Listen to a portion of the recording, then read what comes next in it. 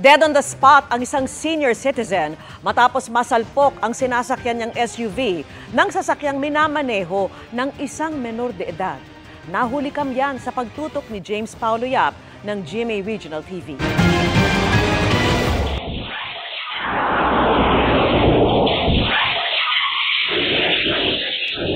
Kuha sa security camera ang salpukan ng dalawang SUV sa intersection ng Barangay Bara sa Upol, Misamis Oriental pasado alas 10 ng gabi kagabi.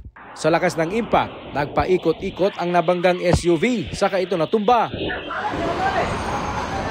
Dead on the spot ang sakay nitong 67 taong gulang na babae dahil sa matinding head injury.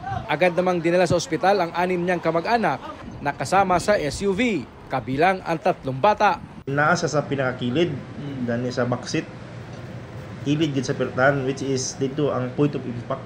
Dito gid ang bangga na hitabo. Motong nabunal siguro ang ulo.